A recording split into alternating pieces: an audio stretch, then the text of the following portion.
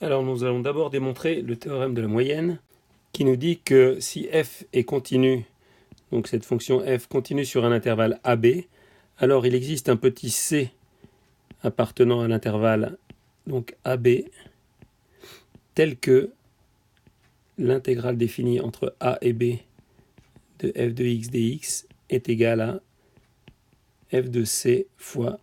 b moins a. C'est-à-dire qu'il existe en fait un rectangle ici qui aura cette aire-là, donc de base AB et puis de hauteur f de c, et cette aire sera exactement égale à l'aire qui est sous la courbe dans l'intervalle AB. Alors petit m étant la plus petite valeur prise par la fonction f sur l'intervalle AB et grand M la plus grande valeur prise par cette même fonction dans cet intervalle, nous pouvons écrire que la somme pour i est égale à 1 jusqu'à n des petits m delta xi est inférieure ou égale à la somme pour i est égale à 1 jusqu'à n des f de epsilon i delta xi est inférieure à la somme pour i est égale à 1 jusqu'à n des grand M fois delta xi. Alors, petit m et grand M ne dépendent pas de i, donc on peut les sortir de l'écriture. On obtient alors. Et puis la somme des delta xi sur l'intervalle, pour i est égal à 1 jusqu'à n, c'est égal à la largeur de l'intervalle, donc c'est-à-dire b moins a. Donc on a petit m fois b moins a, inférieur ou égal à 1, et puis de l'autre côté, grand M fois b moins a. Et puis donc, en passant maintenant à la limite, on obtient limite pour n tendant vers l'infini, dm fois b moins a, inférieur ou égal à la limite quand n tend vers l'infini de la somme pour i est égal à 1 jusqu'à n df de epsilon i delta xi, inférieur ou égal donc à la limite quand n tend vers l'infini de grand M fois b moins a. Alors les deux écritures de droite et de gauche, donc cette écriture-ci et celle-ci ne dépendent pas du tout de i. Et on reconnaît par contre au milieu de cette inégalité l'écriture de l'intégrale définie. Et donc on a petit m fois b moins a inférieur ou égal à l'intégrale entre a et b de f de x dx inférieur ou égal à grand M fois b moins a. Il existe donc un petit r appartenant à l'intervalle petit m grand M, tel que cette intégrale entre a et b de f de x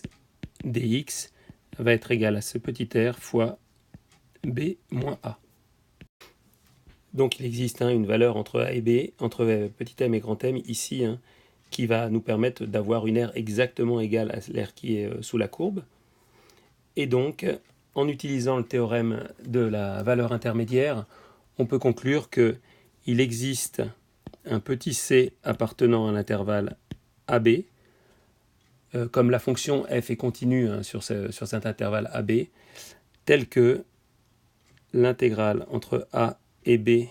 de f de x dx est égale à f de c, donc ce petit r, fois b moins a. Alors démontrons maintenant le théorème fondamental du calcul intégral qui nous dit que quand une fonction est continue sur AB,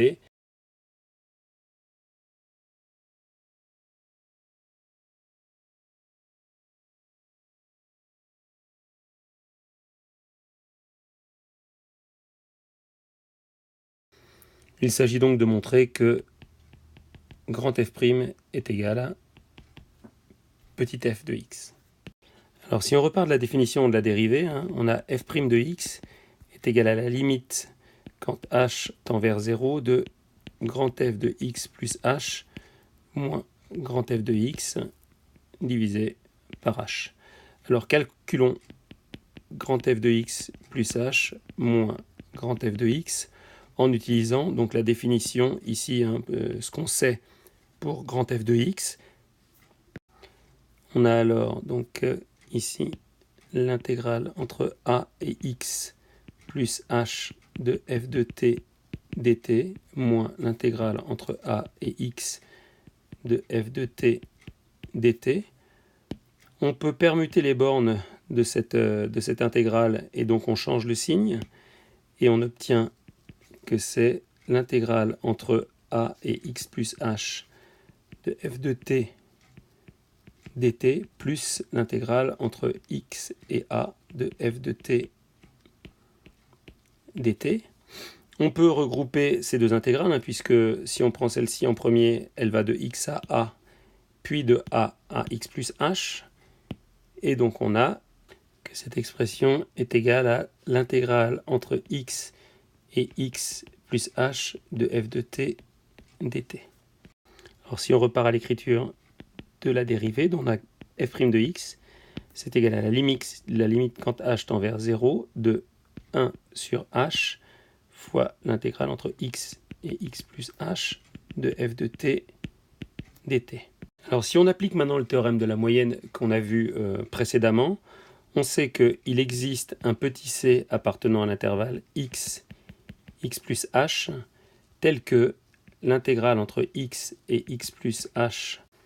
de f de t dt est égale à f de petit c fois donc la largeur x plus h moins x. On a donc finalement que f' de x est égal à la limite quand h tend vers 0 de 1 sur h fois f de c